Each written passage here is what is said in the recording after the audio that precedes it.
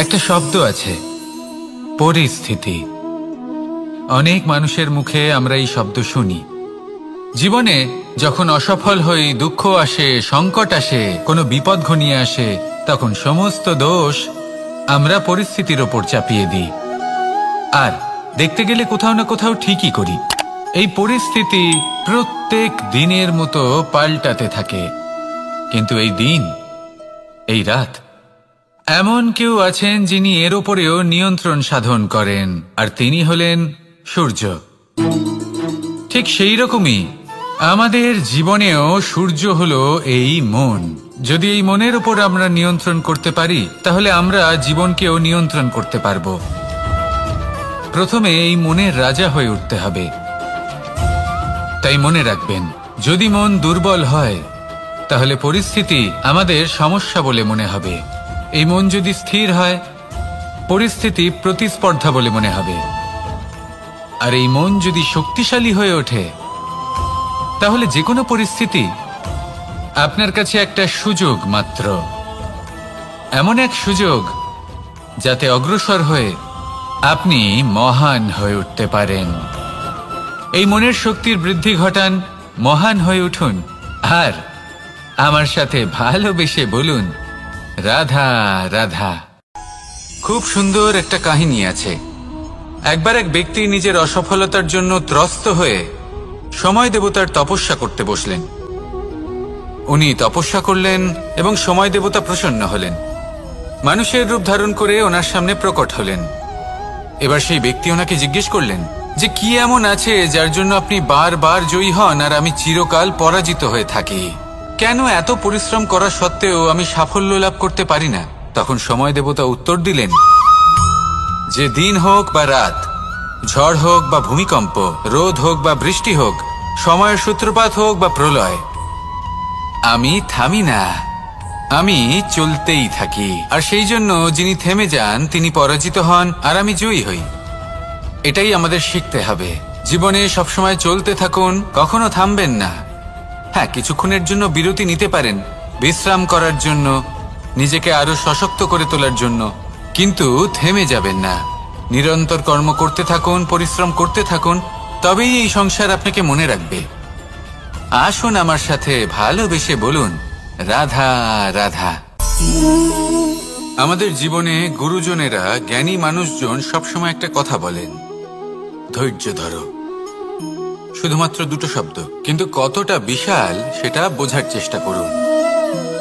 ছোট একটা অস্ত্র হাতে নিন এবং একটা বিশাল পর্বতে নিরন্তর প্রহার করতে থাকুন। ধৈর্য ধরে সেই কাজ করতে থাকুন।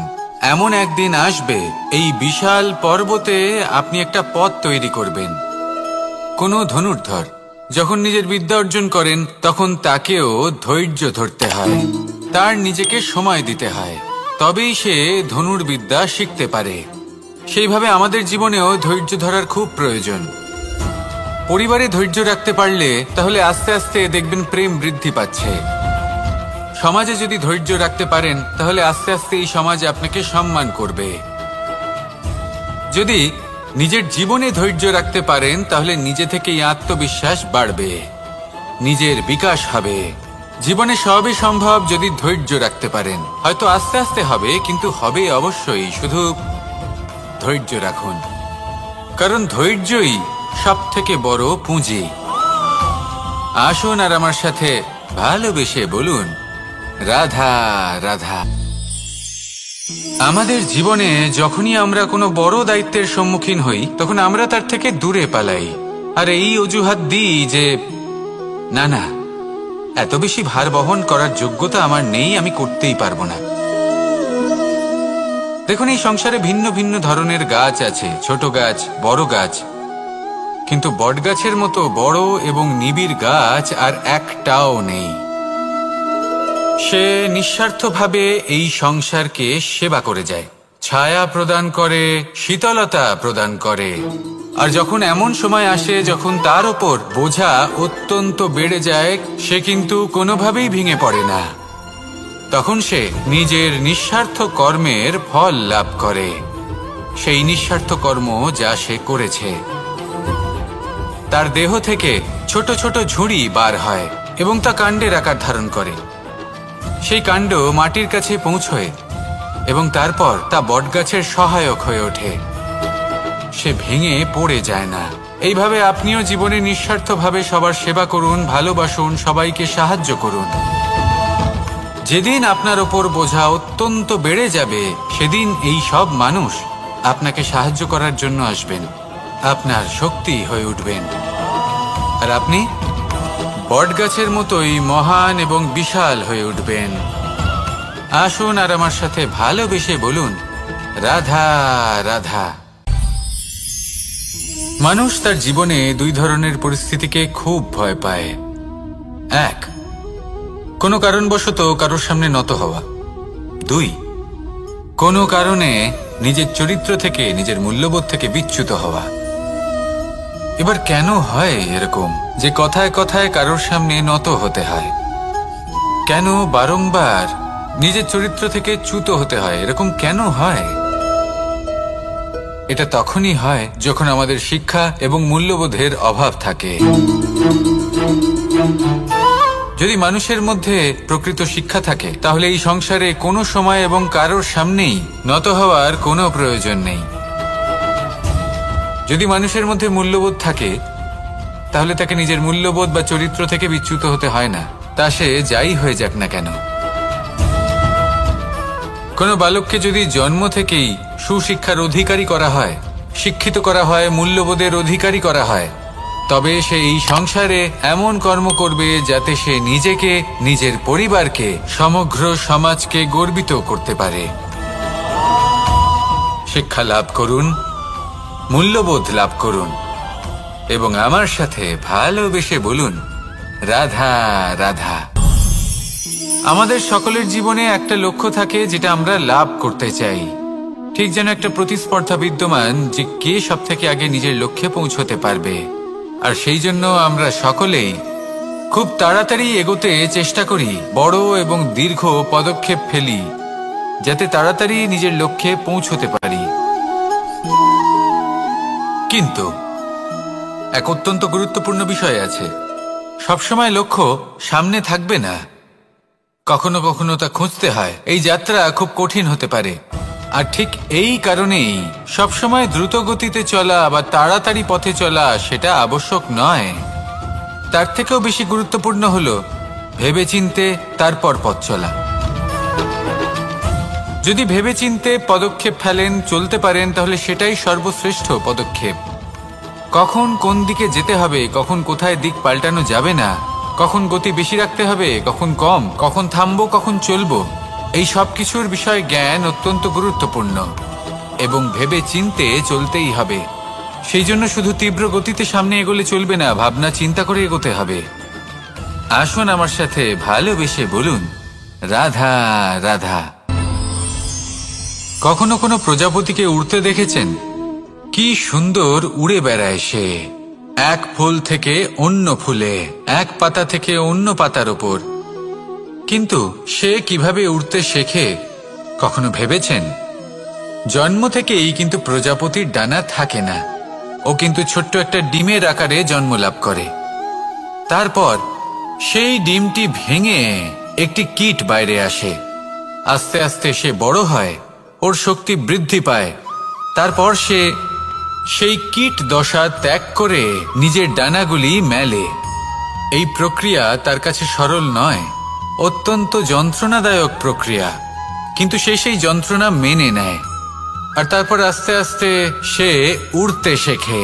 শুধুমাত্র আকাশে উড়ে বেড়ায় তা নয়, আমাদের মনের মাঝে উড়ে বেড়ায়। এবার এই ডিম থেকে প্রজাপতি হয়ে ওঠার যে যাত্রা, এটা যতটা কঠিন, ততটাই কঠিন হয় এই সংসারে শ্রেষ্ঠ কর্ম করা, ততটাই কঠিন হয় এই সংসারে মহান হয়ে ওঠা। সেই জন্য প্রয়োজনীয় প্রচেষ্টা এবং সময়। নিরন্তর প্রচেষ্টা করতে থাকুন, পর্যাপ্ত সময় নিন এবং আপনি নিজেকে এই আকাশে উড়ন্ত অবস্থায় পাবেন। আসুন আমার সাথে ভালোবেসে বলুন, রাধা রাধা। পায়েস হলো আমার বিশেষ প্রিয়। এর মধুর স্বাদ মনকে প্রফুল্ল করে তোলে।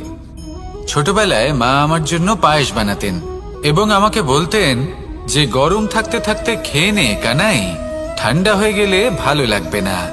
কিন্তু আমিও দুষ্টু ছিলাম, ঠান্ডা হওয়া পর্যন্ত অপেক্ষা করতাম, আর ঠান্ডা হয়ে যাওয়ার পরে মার কাছে যেতাম আর ওনাকে বলতাম যে মা, পায়েস তো ঠান্ডা হয়ে গেছে, এটা গরম করে দিন। তখন মা হাসতেন আর বলতেন যে পায়েস না হয় আমি আবার গরম করে দেব কানাই, কিন্তু এর মধুর স্বাদ, সেই মিষ্টত্ব, সেই সুবাস, সেটা আবার ফিরে আসবে না। কথাটা সত্যি। আর এই সত্যটাই আমাদেরও জীবনের সত্য। আমাদের জীবনের মধুর সম্পর্কগুলি, এতে যখন কটুভাব প্রবেশ করে তখন সেই মিষ্টত্ব ফিরিয়ে আনা প্রায় অসম্ভব ব্যাপার হয়ে যায়। আপনি চেষ্টা করে সেই সম্পর্ক ঠিক করতেই পারবেন, তার জন্য অগাধ পরিশ্রম করতে হবে, কিন্তু আবার সেই মিষ্টত্ব কখনো ফিরে আসবে না। সেই জন্য আপনার জীবনের যে মধুর সম্পর্ক আছে, যতটা সম্ভব চেষ্টা করুন তাতে মিষ্টত্ব বজায় রাখতে। কটুভাব আসতে দেবেন না। আসুন আর আমার সাথে মধুর স্বরে বলুন, রাধা রাধা। শব্দ, শব্দ আসলে কি? শুধুই কয়েকটি অক্ষরের সমষ্টি, নাকি আমাদের বাণী? এই শব্দ এমন এক শক্তি যা কাউকেই নিজের বশবর্তী করে ফেলতে পারে। শব্দ এমন এক অস্ত্র যা কাউকে ক্ষত বিক্ষত করে দিতে পারে। এই শব্দ হলো একটি নাদ স্বরূপ, যা কোনো ঘুমন্ত ব্যক্তিকেও জাগিয়ে তুলতে পারে এবং নিজের লক্ষ্যের দিকে অগ্রসর করতে পারে।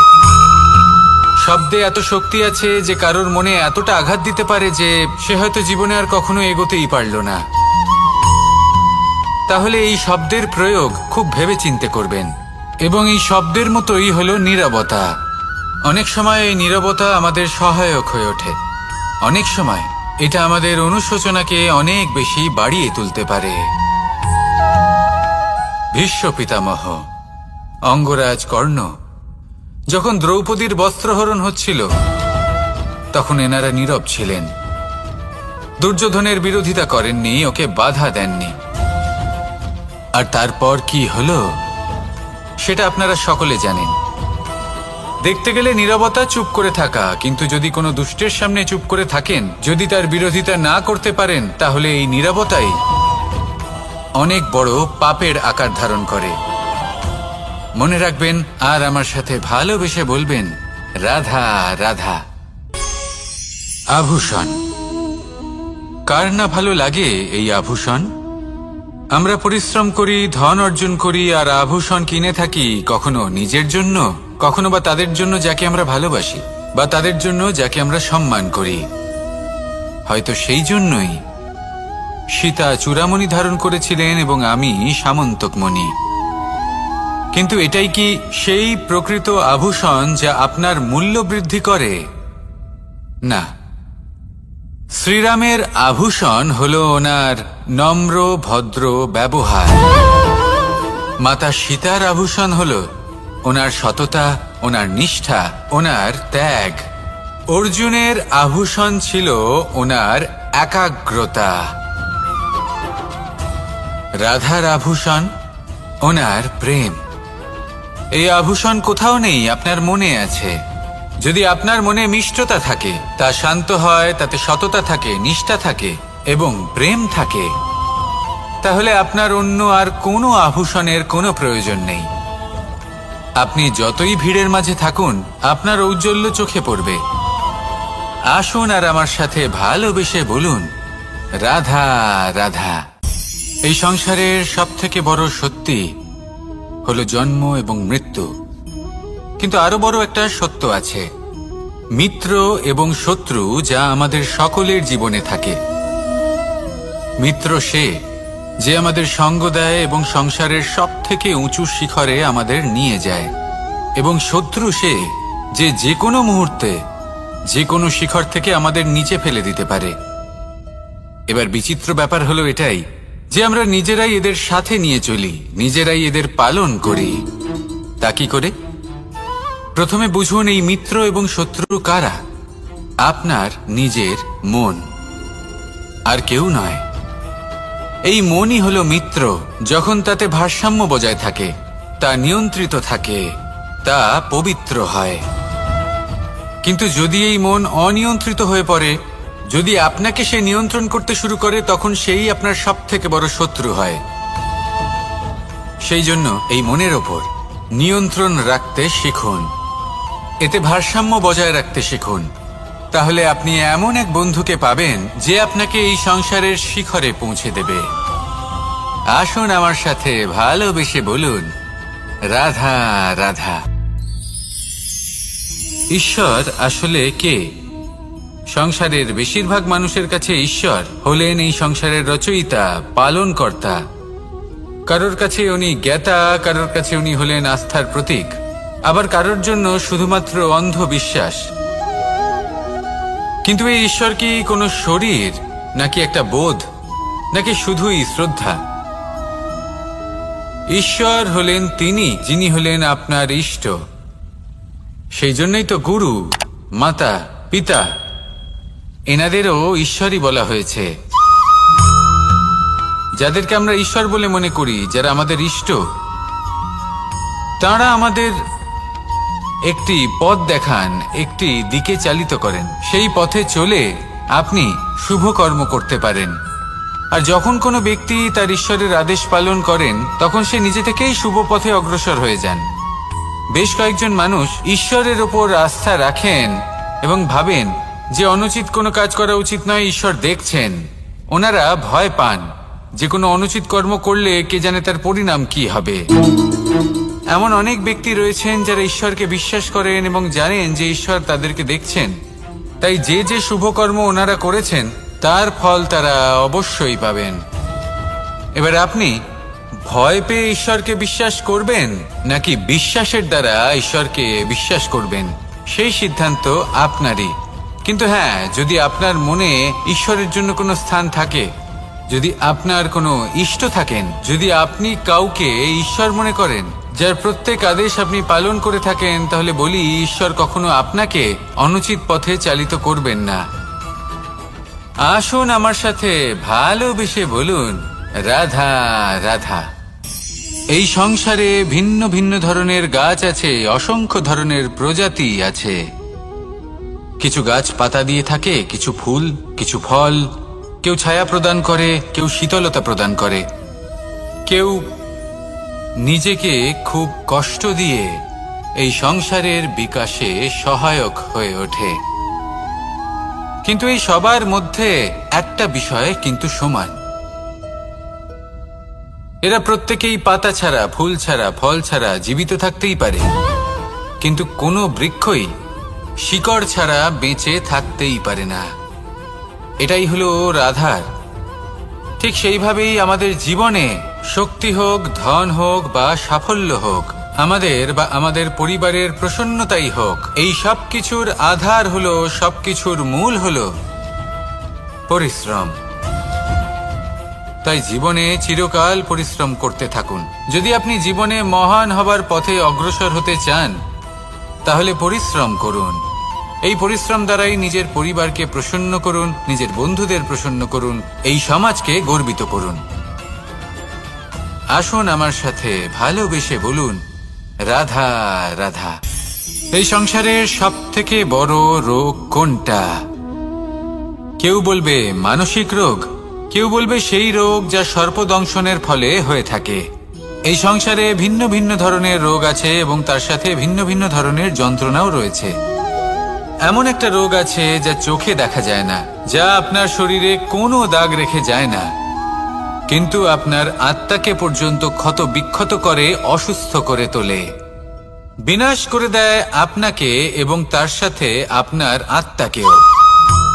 এই অসুখের নাম হলো লালসা।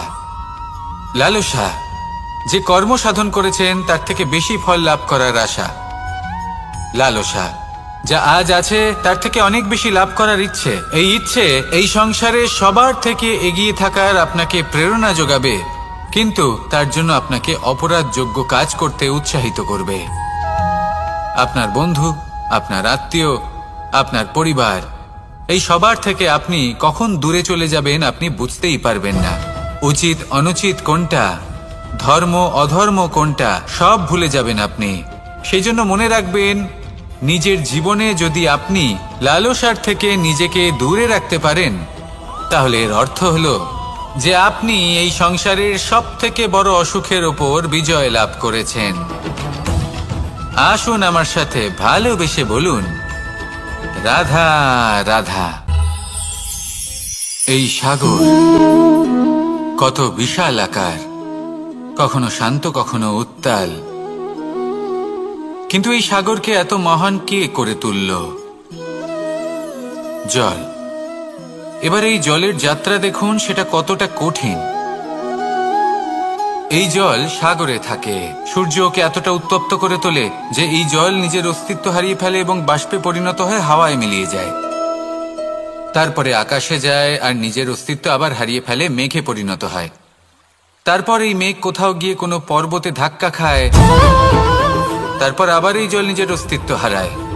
তারপরে বর্ষার রূপ ধারণ করে তা বর্ষিত হয়, বা কোনো পর্বতের চূড়ায় তার শিখরে বরফের রূপ ধারণ করে। তারপরে এই বর্ষা মাটির দিকে নিজের যাত্রা শুরু করে। এবার মাটিতে ঝরে পড়া এই বর্ষা স্রোতের আকার ধারণ করে এবং আস্তে আস্তে বইতে থাকে। এই নদীর আকার ধারণ করে এবং নদী রূপে বইতে বইতে পাথরে ধাক্কা খায় বা কোনো পর্বতে ধাক্কা খায়, আর তারপর এই নদী এসে সাগরে সমাহিত হয়ে যায়। নদীর এই জল আবারও নিজের অস্তিত্ব হারিয়ে ফেলে, কিন্তু এইবার সেই জল নিজেই সাগরে পরিণত হয়। এটা আমাদের সকলের জন্য একটা শিক্ষা যে এই সংসারে জীবন এবং সময়ের হলো এক অনন্ত যাত্রা। এই সংসারে যা কিছু আছে তার সূত্রপাত কোথাও একটা হবেই। সেই জন্য মৃত্যু এবং সমাপ্তির চিন্তা ত্যাগ করে দিন, আর যে সূত্রপাত আপনি লাভ করছেন তার আনন্দ উপভোগ করুন। ভেবে দেখুন আপনি কিভাবে শ্রেষ্ঠ কর্ম করতে পারেন যাতে এই সংসার এবং এই সমাজ, এই দুইয়ের মঙ্গল সম্ভব। আসুন আমার সাথে ভালোবেসে বলুন, রাধা রাধা। অগ্নি চতুর্থ তত্ত্ব, সব থেকে বেশি গুরুত্বপূর্ণ কিন্তু তার থেকেও বেশি ভয়াবহ। কখনো অগ্নিকে নিয়ন্ত্রিত রূপে উনুনে জ্বলতে দেখেছেন? এই অগ্নি আমাদের খাবার বানাতে সাহায্য করে, যা আমাদের শক্তি প্রদান করে। কিন্তু এই অগ্নি যখন বিচলিত হয়ে, অনিয়ন্ত্রিত হয়ে কোনো বনের আগুন হয়ে ওঠে, তখন মহা বিনাশ ঘটে যায়। আপনারই অন্তরের ঊর্জা হলো এই অগ্নি। এটা আপনার শক্তিও, আপনার ক্রোধ। একে ব্যবহার কিভাবে করবেন তা আপনারই হাতে। যদি কোনো ব্যক্তি নিজের অন্তরের এই ঊর্জাকে ব্যবহার করেন শক্তির রূপে, তাহলে সে বিকাশ ঘটাতে পারে, নির্মাণ ঘটাতে পারে। কিন্তু যদি কোনো ব্যক্তি তার অন্তরের ঊর্জাকে বিধ্বংসী অস্ত্র বানিয়ে ফেলেন, তাহলে নিশ্চিত রূপে মহা বিনাশ ঘটতে পারে, যাতে বিনাশ তারও অবশ্যই হবে। অনেক বছর পূর্বে এমনই এক আগুনের দ্বারা এই সুন্দর পৃথিবীর নির্মাণ হয়েছিল, আর অনেক বছর পূর্বে এমন এক আগুনেই সমস্ত জীব এবং সংসার বিলুপ্ত হয়ে গেছিল। এবার আপনি আপনার অন্তরের ঊর্জা দ্বারা বিনাশ ঘটাতে চান নাকি নির্মাণ ঘটাতে চান, সেই সিদ্ধান্ত আপনারই। আসুন আমার সাথে ভালোবেসে বলুন, রাধা রাধা। কখনো কখনো এমন হয়, আমরা আমাদের বাড়ির উঠোনে বীজ বপন করি, আর তা বিকশিত হয় একটা সুন্দর বৃক্ষে। তার শাখাগুলি প্রতিবেশীর বাড়ি পর্যন্ত পৌঁছয়।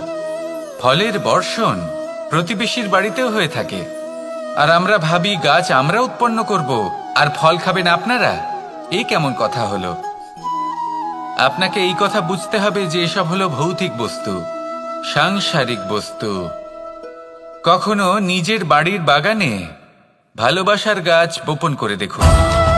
তার শাখাও প্রতিবেশীর বাড়ি পর্যন্ত পৌঁছবে, ফলের বর্ষণ সেখানেও হবে, কিন্তু সেই ফল চাইতে আপনাকে যেতে হবে না।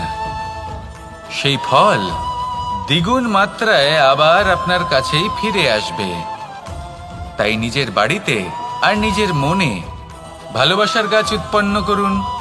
এই জীবন প্রসন্ন হয়ে বলবে, রাধা রাধা। অ দিয়ে অন্ত, আ দিয়ে আরম্ভ, এই দুইয়েরই রাশি সমান। যদি আপনি মন দিয়ে দেখেন তবে দেখবেন এদের সম্পর্ক খুবই নিবিড়। কিভাবে? যখন কোনো কিছু শুরু হয় এটা নিশ্চিত হয়ে যায় যে তা সমাপ্তও হবে। আরম্ভই যদি না হয় তার সমাপ্তও হবে না। যা আরম্ভ হয়েছে তার সমাপ্তি হলো অবশ্যম্ভাবী। এটাই হলো প্রকৃতির নিয়ম, একে এড়ানো যায় না। এবার এই কথা আমরা সকলে জানি। এবার মানুষ কি ভাবে যে সমাপ্তির পরে কি হতে পারে, এর উত্তর তাদের কাছে নেই। তাদের উচিত অন্য কোনো বিষয় ভাবা যা বেশি গুরুত্বপূর্ণ। এবার মানুষ এটা জানে না যে মৃত্যুর পরে কি হতে পারে, কিন্তু এই কথা অবশ্যই জানে যে জন্ম থেকে মৃত্যু পর্যন্ত এই সময়, যাকে আমরা জীবন বলে থাকি, এই সময় আমরা কর্ম করতে পারি। এই কথা তো আমরা জানি। তাহলে এমন কি কর্ম করা যেতে পারে যা আমাদের সমাপ্তির পরও আমাদের প্রাসঙ্গিক করে রাখতে পারে, এই বিষয়ে ভাবা উচিত। যে জন্মগ্রহণ করেছে তার মৃত্যু হবেই, এটা সাধারণ বিষয়। কিন্তু ইতিহাস আজও সেই সকল মানুষজনকে স্মরণ করেন যাদের এই সংসার তাদের মৃত্যু নয়, বরং তাদের জীবনকালে যে কর্ম তারা করেছেন তার দ্বারা মনে রাখেন। সেই কর্মের কারণে এই সংসারে তাদের নাম, তাদের কর্ম, তাদের ব্যক্তিত্ব, তাদের কীর্তি অমর হয়ে থাকে এবং থাকবে। আপনার কাছে এতটা সময় নেই যতটা আপনার মনে হচ্ছে আপনার কাছে আছে। সেই জন্য যত শীঘ্র সম্ভব শ্রেষ্ঠ কর্ম করুন, যতটা পারবেন ততটা অধিক সুকর্ম করুন। এই সংসারে নিজেকে অমর করে তুলুন আপনার মৃত্যুর পরেও। আর আমার সাথে ভালোবেসে বলুন রাধা রাধা। ওমা, এ কি? আমি কখন থেকে এখানে অপেক্ষা করছি, হাত পেতে দাঁড়িয়ে রয়েছি যাতে একটা ফল আমার হাতে এসে পড়ে এবং সেটা আমি খেতে পারি। কখন থেকে অপেক্ষা করছি, কিন্তু সেটা হচ্ছেই না। এবার আপনি বলবেন যে এসব কি বলছি, এ কি অদ্ভুত কথা বলছি। যদি ফল খেতে হয় তাহলে আমাকে বৃক্ষে চড়তে হবে, ফলের কাছে পৌঁছতে হবে, তবেই তো ফল পাবো। এবারে এটা অত্যন্ত সহজ ব্যাপার, কিন্তু এই বিষয়টা আপনি নিজের জীবনের প্রসঙ্গে ভেবে দেখুন। লক্ষ্য কোথায় আছে আপনি জানেন, সেই লক্ষ্যে পৌঁছানোর পথ কি সেটাও আপনি জানেন, সেই পথে চলার ক্ষমতাও আপনার রয়েছে, কিন্তু তাও আপনি নিজের লক্ষ্য লাভ করতে পারছেন না। কেন? কারণ আপনি অপেক্ষা করছেন যে লক্ষ্য আপনার সামনে চলে আসবে, কিন্তু তা হয় না। লক্ষ্য সে যাই হোক না কেন, ধন হোক, প্রেম হোক, কোনো সম্মান হোক বা মোক্ষ হোক, যদি আপনি তার দিকে অগ্রসর না হন তাহলে ফল প্রাপ্তি অসম্ভব ব্যাপার, তা কোনোদিনই হবে না। সেই জন্য আপনার চোখের সামনে আপনি যদি নিজের লক্ষ্যকে দেখতে পান তাহলে উঠুন এবং সেই দিকে অগ্রসর হতে শুরু করুন।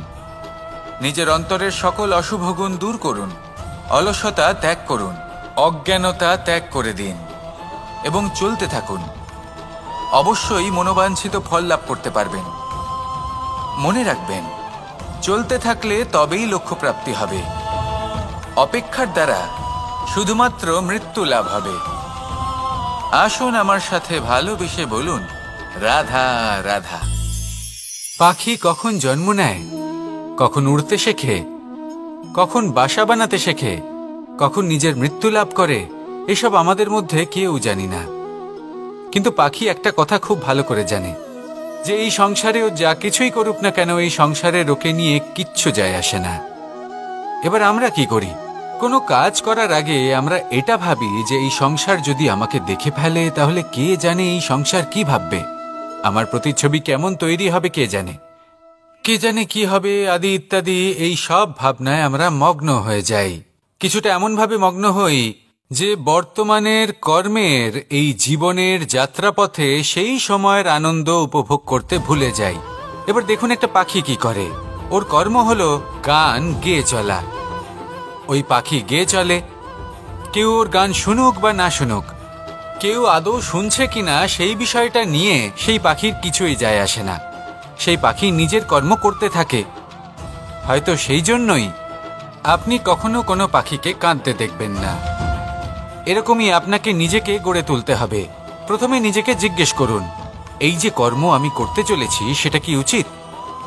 যদি আপনার মনে হয় সেটা উচিত, তাহলে সেটা প্রমাণ করুন। এটা ভাববেন না যে এই সংসার কি ভাববে। আসুন আর আমার সাথে ভালোবেসে বলুন, রাধা রাধা।